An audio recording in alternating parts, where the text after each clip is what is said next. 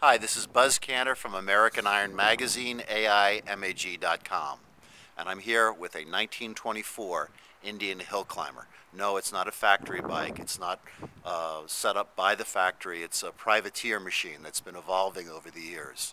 It started out as a 1924. It was raced, I believe, up into the 60s by a Paul Pierce. So let's go through it, shall we?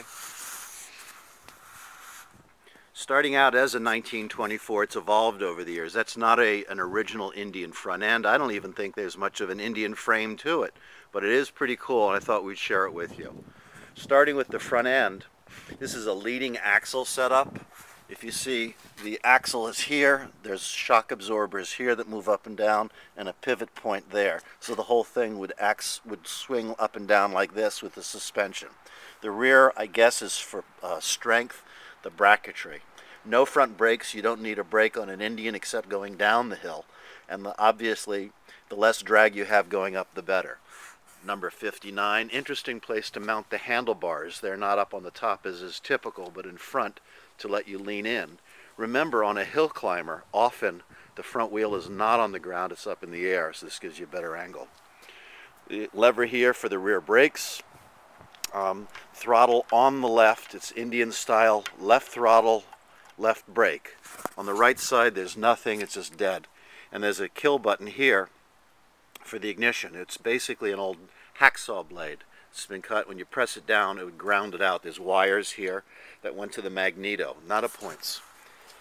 This is the fuel tank. Notice I didn't say gas tank because it's meant to hold alcohol. These old bikes burned alcohol, which burned faster and hotter than gasoline, gave more bang. And down here is the oil tank. Very, very small. They didn't use very much oil, and it does have recirculating in a pump. Magneto, it's a racing mag. Here it does spark, it does make fire.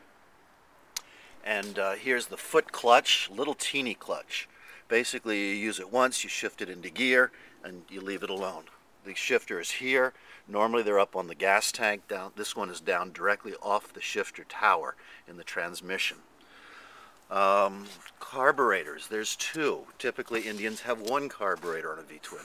This is a one on a relatively short intake manifold that runs down along and through there, and it's a barrel carburetor racing style for alcohol bikes. And this is the front cylinder over on the left side.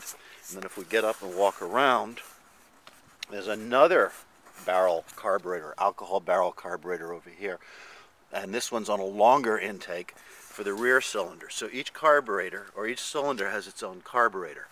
This is a scoop. It's not really an air filter, but it's an air scoop.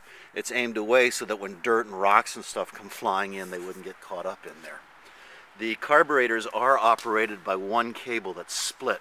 So it comes down to here, comes to a junction box. I'll come around over here. At the junction, it splits from one cable into two cables, one for each cylinder, and then you could adjust them so that they're running the same.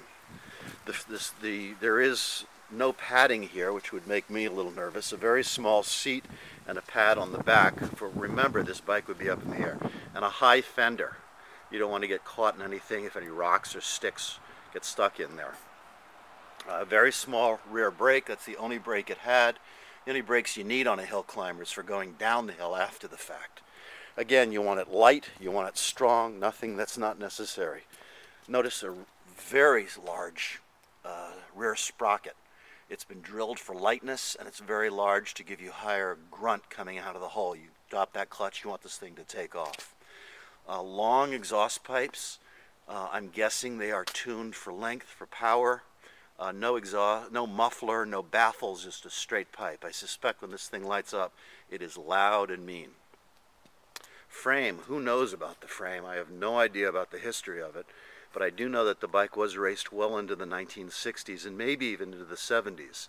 So I assume whatever they would find, if it broke, they'd fix it, they'd triangulate it, make it stronger.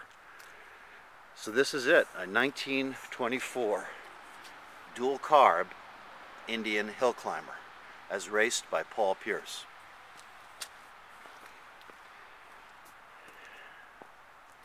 Quick walk around.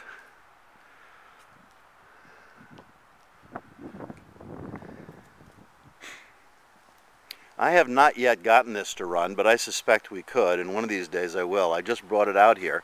The bike has been on display down at Wheels Through Time Museum in Maggie Valley for quite a while, and I recently brought it back home. And just today I hosed it down with penetrating oil, which is why it's shining so much. I'm letting it soak into the whole thing. So, that's it. This is Buzz Canter from American Iron Magazine, sharing a 1924 dual carb Indian Hill Climber.